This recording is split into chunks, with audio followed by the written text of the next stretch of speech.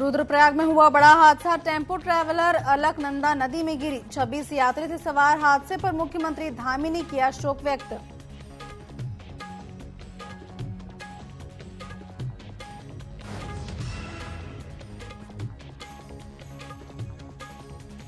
केंद्रीय गृह मंत्री अमित शाह ने रुद्रप्रयाग सड़क हादसे पर जताया दुख। सोशल मीडिया साइट एक्स पर पोस्ट कर केंद्रीय गृह मंत्री ने प्रकट की संवेदना।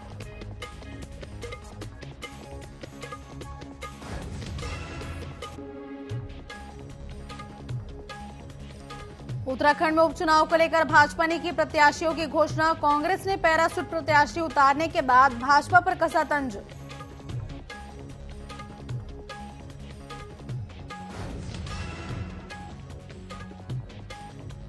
देहरादून में भाजपा प्रदेश कोर कमेटी, लोकसभा चुनाव प्रबंधन समिति, चुनाव विस्तारकों समेत वरिष्ठ पार्टी पदाधिकारियों की महत्वपूर्ण बैठक आज।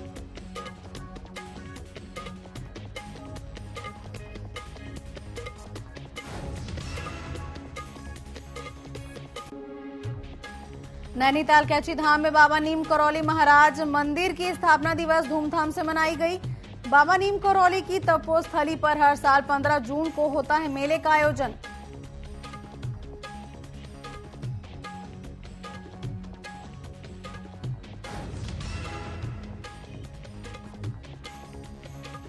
उत्तराखंड में तापमान बढ़ने के साथ ही बढ़ी वनाग्नि की घटनाएं। पिछले 24 घंटे में वनाग्नि की 1213 घटनाएं। इस वर्ष कुल 653 वन हेक्टेयर जंगल का हुआ नाश।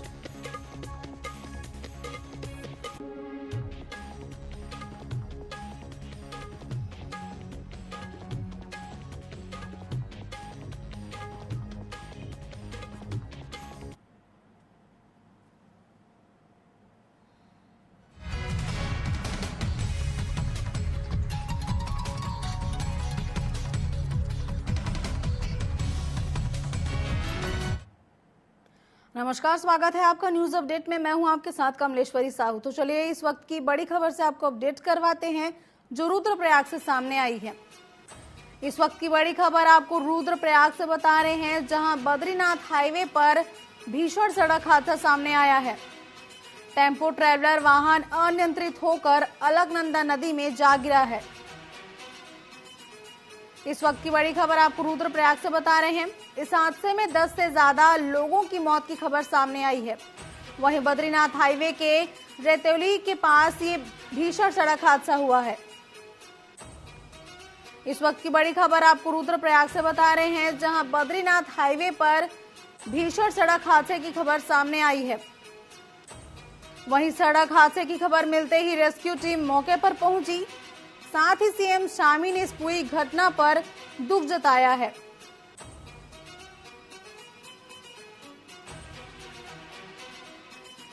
सीएम ने घायलों के इलाज मुहैया कराने के निर्देश दिए हैं।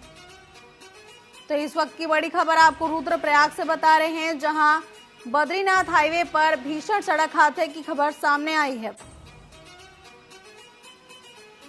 बता दें कि टेम्पो ट्रैवलर वाहन अनियंत्रित होकर अलकनंदा नदी में जा गिरा, जिससे 10 लोगों की मौत की खबर भी सामने आई है। घटना की सूचना मिलते ही रेस्क्यू टीम मौके पर पहुंची। साथ ही सीएम धामी ने इस पूरी घटना पर शोक व्यक्त किया है।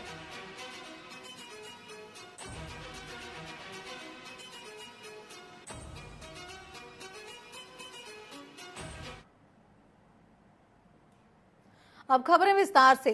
उत्तराखंड में शनिवार को बद्रीनाथ हाईवे पर एक भीषण सड़क दुर्घटना सामने आई है, जिसमें अब तक 13 लोगों की मौत हो चुकी है। वहीं 13 लोग घायल बताए जा रहे हैं। मुख्यमंत्री पुष्कर सिंह धामी ने दुर्घटना पर शोक व्यक्त करते हुए कहा कि जो लोग घायल हुए हैं उन्हें बेहतर उपचार मिल सके, इसके लिए अधिकारियों को निर्देश दिया जा चुका है। साथ ही सीएम धामी ने कहा कि जिलाधिकारी को निर्देश दिए जा चुके हैं कि वह घटना की जांच करें और जो लोग दोषी हैं उनके खिलाफ कार्रवाई करें।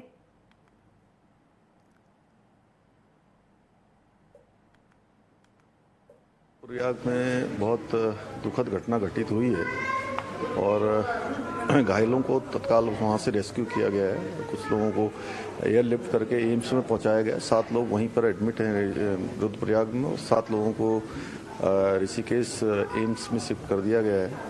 जो भी जरूरी इलाज के लिए ज़रूरी चीज़ें वो सब की जा रही हैं और हमारा प्रयास है कि जल्दी से जल्दी जो घायल हैं वो ठीक हों और जो हताहत हुए हैं मैं भगवान से प्रार्थना करता हूँ कि भगवान उनको अपने श्री चरणों में स्थान दे और उनके पारिवारिक जनों को जो एक बहुत ही असमय ऐसी दुख की घड़ी आई है इस दुख को सहन करने की शक्ति प्रदान करे।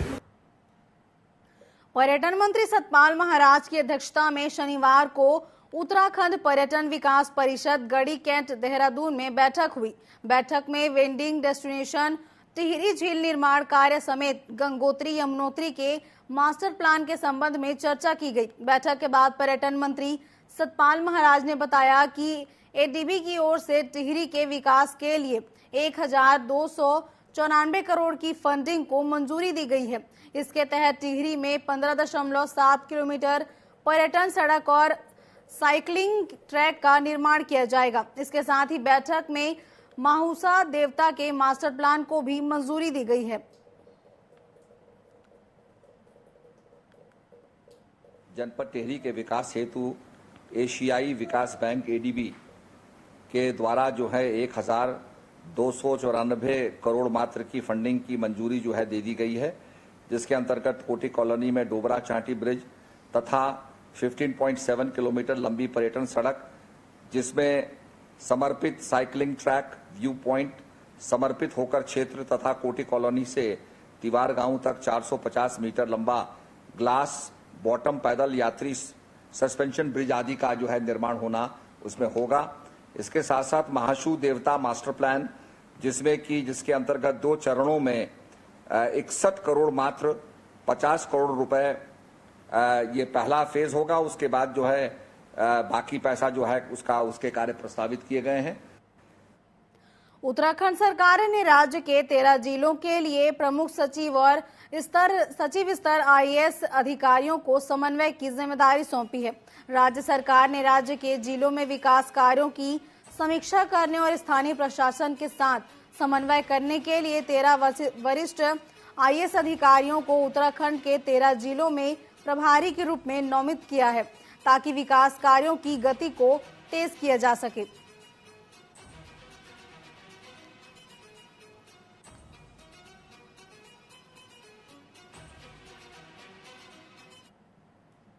मसूरी में शनिवार को विश्व बुजुर्ग दुर्व्यवहार जागरूकता दिवस मनाया गया, जिसके तहत मसूरी गर्ल्स इंटर कॉलेज और आरएन भार्गव इंटर कॉलेज के छात्रों ने मसूरी पिक्चर पैलेस चौक से गांधी चौक तक जागरूकता रैली निकाली और लोगों को जागरूक किया। जागरूकता रैली में छात्रों ने समाज के वरिष्ठ नागरिकों का सम्मान करने और उनके अनुभवों का लाभ उठाने की अपील की है। अपने हितों का पूर्ण तरह से संरक्षण करना ये उनका मुख्य उद्देश्य है और इसी को आगे बढ़ाते हुए ये उनको जागरूक किया गया कि किसी भी तरह का उत्पीड़न, एक्सप्लॉयटेशन, दुर्व्यवहार, हिंसा वो अपने पर हो रही है तो उसे सहन न करें। और हम युवाओं को साथ लेकर के जागरूक करने का प्रयत्न करते हैं कि कहीं भी कोई इस तरह की घटना हो रही है तो उसमें दखल दें और उसको रोकने का प्रयास करें। बिनसर के जंगल में आग लगने से 4 वन कर्मियों की मौत के बाद शासन प्रशासन में हड़कंप मच गया है। दिन भर आला अधिकारियों का आना जाना लगा रहा। देर शाम बिनसर पहुंचे प्रदेश के मुख्य वन संरक्षक ने स्थिति का जायजा लिया। वहीं उन्होंने मृत वन कर्मियों के घर और अंत्योष्टि स्थल पर पहुंचकर परिजनों से मुलाकात की और उन्हें सांत्वना दी है। मीडिया से बात करते हुए उन्होंने कहा कि जंगल की आग बुझाने के लिए सेना के हेलीकॉप्टर ने 4 राउंड लगाए हैं। एनडीआरएफ और एसडीआरएफ, वन विभाग सहित पूरा अमला आग बुझाने में जुटा हुआ है। बता दें कि गुरुवार को बिनसर वन्य जीव अभ्यारण्य में आग लग गई थी, जिससे बुझाने गए 8 वन कर्मी में से 4 लोगों की जलकर मौत हो गई।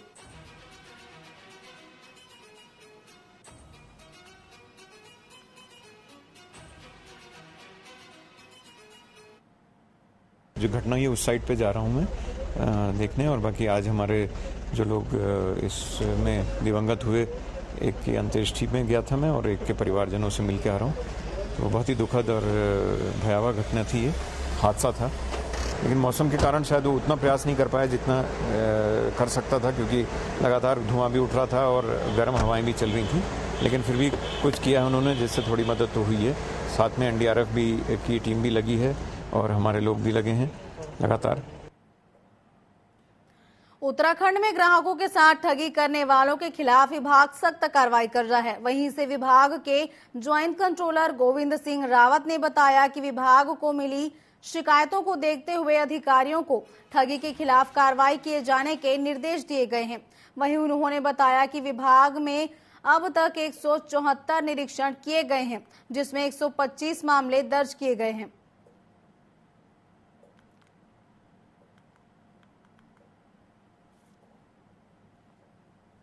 हमारे विभाग द्वारा विशेष इनको निर्देशित किया गया है कि petrol pump, gas agency, over rating, इस पर विशेष ध्यान दिया जाए, जिसमें व्यापारी ग्राहक मुख्यतः ठगी का शिकार होता है। तो इसमें हमारे इंस्पेक्टरों द्वारा 174 निरीक्षण किए गए हैं, जिसमें अभी तक 125 मामले दर्ज किए गए। देश भर में 52 शक्ति पीठों में शामिल मां नैना देवी मंदिर स्थापना दिवस बड़े ही धूमधाम से मनाया गया, जिसमें स्थानीय लोगों के साथ ही पर्यटकों ने भी बड़ी संख्या में पहुंचकर भाग लिया है। सुबह से ही मां नैना देवी मंदिर में माता के दर्शन और पूजा अर्चना के लिए भक्तों की लंबी कतारें लगी रही। स्थापना दिवस के अवसर पर मंदिर समिति के महाभंडारे का भी आयोजन किया गया, जिसमें हजारों की संख्या में श्रद्धालुओं ने प्रसाद ग्रहण किए।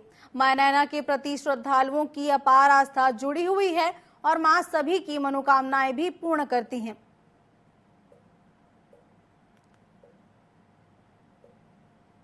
आज दिन भर में बहुत सारे धार्मिक अनुष्ठान हुए थे, भजन कीर्तन और बाहर विशाल भंडारे का भी आयोजन था और यहाँ पे भक्तजनों की बहुत भीड़ थी। हम सुबह से ही यहाँ पे बैठे हैं और जो भी माँ से मांगता है उसकी मुराद, उसकी मनोकामना जरूर पूर्ण होती। कैंची धाम के दर्शन करने आए थे तो हम नैनीताल घूमने आए। हमें पता लगा नैना देवी माता का भी आज स्थापना दिवस है, तो यहाँ पर भी मनोकामना मांगने चले आए, माता के दर्शन करने चले आए। भंडारा भी लग रखा है बाहर, बहुत बढ़िया। हमने उसमें भंडारा तो अभी नहीं लिया, लेकिन हमने दर्शन किए, बहुत अच्छा लगा। सन 1984 में ये ट्रस्ट बना था, 40 साल इस ट्रस्ट को हो गए हैं और तब से हम निरंतर प्रयास कर रहे हैं कि स्थापना दिवस समारोह ज़्यादा अच्छे ढंग से मनाया जाए।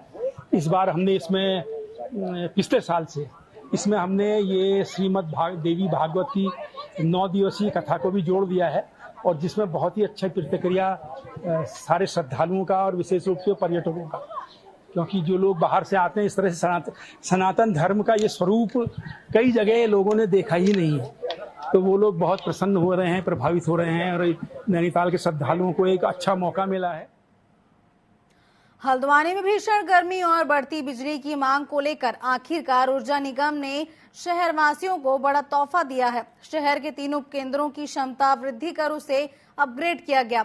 ऊर्जा निगम के अधीक्षक अभियंता ने बताया कि शहरी और ग्रामीण खंड के 3 उपकेंद्रों की क्षमता बढ़ाने का काम पूरा हो चुका है, जिसके लिए 132 kV उपकेंद्र काठ गोदाम में पावर ट्रांसफार्मर की क्षमता 10 MVA को बढ़ाकर 12.5 MVA कर दी गई है, जिससे बिजली आपूर्ति पहले से बेहतर होगी। वहीं कमुला गांजा के 12.5 MV का एक अतिरिक्त ट्रांसफार्मर भी लगाया गया है, जबकि कैडी चौराहा, फूल चौड़ और टीपी नगर में लगे 12.5 MVA पावर ट्रांसफार्मर को भी अपग्रेड किया गया है। बता दें कि इस वर्ष बिजली की मांग पिछले वर्ष के मुकाबले 28% ज्यादा है। वहीं निगम ने 14 बिजली घरों के लिए नए हेल्पलाइन नंबर भी जारी किए गए हैं, ताकि लाइनों में खराबी आने पर जनता अपनी तुरंत शिकायत दर्ज करा सके। इस वर्ष अप्रैल और इस वर्ष मई के माह में अगर कंपैरिजन करें तो 28% के लगभग कंजम्पशन में ग्रोथ हुआ। इतना अधिक कंजम्पशन में ग्रोथ होने के कारण क्या है कि हमारे ट्रांसफार्मर इत्यादि ओवरहीट हो जा रहे हैं और ट्रांसफार्मर जो है 70 degree centigrade temperature warning level है और 80 डिग्री सेंटीग्रेड में ट्रांसफार्मर ऑटो ट्रिप कर जाते हैं। तो ट्रांसफार्मर ऑयल का टेम्परेचर लिमिट से बियॉन्ड ना जाए, इसलिए हम लोग उसमें उसकी कूलिंग के लिए कूलर इत्यादि स्थापित कर रहे हैं। इसके अलावा जो बढ़ी हुई डिमांड है उसको मीट करने के लिए हमने अपना काठगोदाम बिजलीघर में 10 MVA के ट्रांसफार्मर की क्षमता वृद्धि 12.5 MVA में की है। मुस्लिम समुदाय के प्रमुख त्योहारों में से एक बकरीद को अब चंद रोज बचे हैं। ऐसे में सितारगंज कोतवाली में आगामी दिनों में होने वाले इस्लाम धर्म के त्योहार को लेकर मुस्लिम समुदाय और शहर के गणमान्य लोगों के साथ बैठक की गई, जहां शांतिपूर्वक त्योहार मनाने का निर्देश दिया गया। वहीं बैठक में मुस्लिम समुदाय के लोगों ने प्रशासन के समक्ष अपनी समस्याएं रखी, जिन्हें अधिकारियों ने समाधान का आश्वासन दिया है। तो समाज के लोगों ने पुलिस प्रशासन को पूरा सहयोग देने का भरोसा भी दिलाया। इस दौरान पुलिस प्रशासन ने लोगों से सहयोग की अपील की है।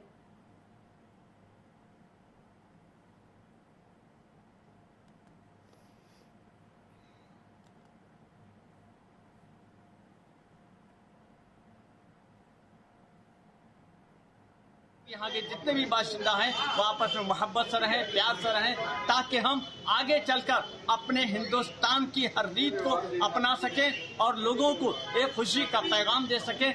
आज ईद के मौके पर मैं और क्षेत्र के तमाम मुस्लिम समाज की तरफ से तमाम लोगों को इस ईद पे कुर्बानी की मुबारकबाद पेश करता हूँ और सबसे अपील करता हूँ कि अपनों सुकून के साथ ये त्योहार मनाया जाए। उत्तराखंड में तापमान बढ़ने के साथ ही जंगलों में आग लगने की रिकॉर्ड भी घटनाएं बढ़ती गई हैं। अपर मुख्य वन्य संरक्षक ने बताया कि 10 जून के बाद से जंगल में आग लगने की घटनाएं बढ़ी हैं। वहीं पिछले 24 घंटे में राज्य भर के जंगलों में आग लगने की 1213 घटनाएं सामने आ गई हैं, जबकि इस साल अब तक कुल 653 हेक्टेयर जंगल आग से प्रभावित हो चुका है। इसीलिए वन विभाग ने राज्य भर में 1438 क्रू स्टेशनों में वन कर्मियों को तैनात किया है, जिसके चलते सूचना मिलते ही वन विभाग की टीम त्वरित कार्रवाई कर आग को रोकने का प्रयास कर रही है।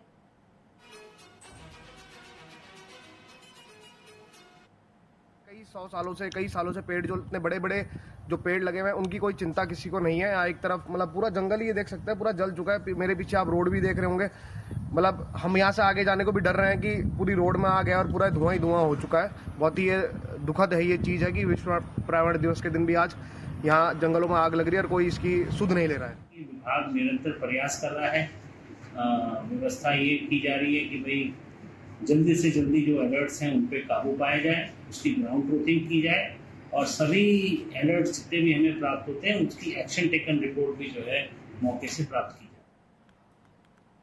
अल्मोड़ा के उद्यान विभाग में पौधा खरीदी मामले में हुए घोटाले को लेकर कांग्रेस कार्यकर्ताओं ने धामी सरकार मंत्री गणेश जोशी का पुतला फूंकते हुए जमकर नारेबाजी की है। कार्यकर्ताओं का कहना है कि राज्य सरकार ने मामले को दबाने की कोशिश की है।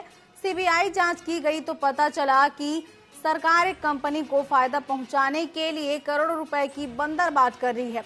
वहीं कांग्रेस कार्यकर्ताओं ने मंत्री गणेश जोशी से इस्तीफे की मांग की है।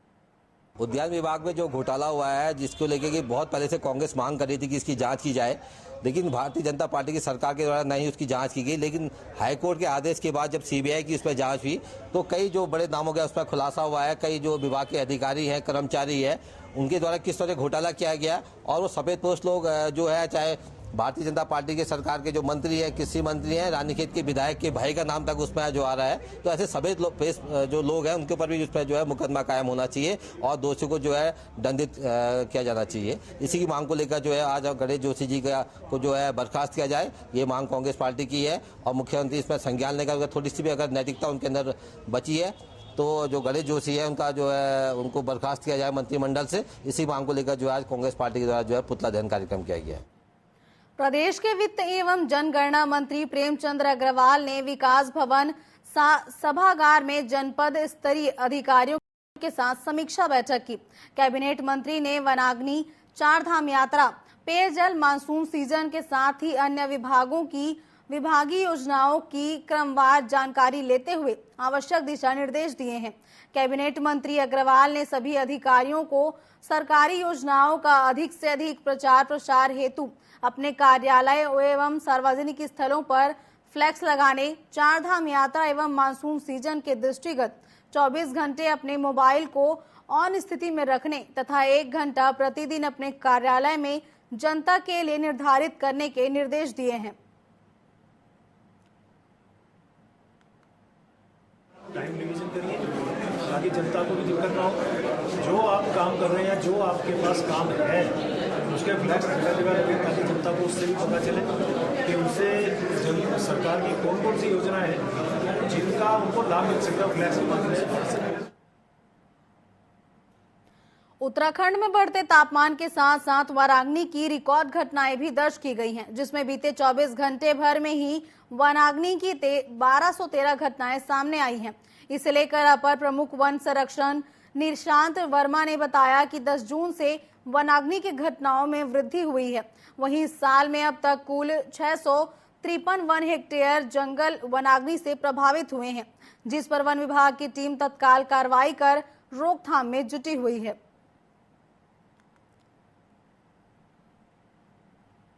पिछले 24 घंटे के लिए हम लोग अभी बुलेटिन तैयार कर रहे हैं। जितने भी इंसिडेंसेस जो है वन विभागों द्वारा रिपोर्ट किए जाएंगे उसको हम लोग अभी जो है 4:30 बजे तक जो है बुलेटिन हर दिन जो है हम लोग देते हैं। और अभी जो हमारा स्टेटस है, कल तक का जो स्टेटस था, तो उससे 1213 घटनाएं अभी इस वर्ष हुई हैं वनाग्नि सत्र में, जिसमें कि लगभग 653 हेक्टेयर वन क्षेत्र जो है प्रभावित हुआ है। और ये जो आंकड़ा है ये 2023 का जो वनाग्नि सत्र था उससे ज़्यादा है, लेकिन 2022 के मुकाबले अगर हम बात करते हैं तो उससे कम है। लेकिन ये है कि विभाग निरंतर प्रयास कर रहा है। व्यवस्था ये की जा रही है कि भाई जल्दी से जल्दी जो अलर्ट्स हैं उन पे काबू पाया जाए, उसकी ग्राउंड ट्रूथिंग की जाए और सभी अलर्ट जितने भी हमें प्राप्त होते हैं उसकी एक्शन टेकन रिपोर्ट भी जो है मौके से प्राप्त की जा रही है।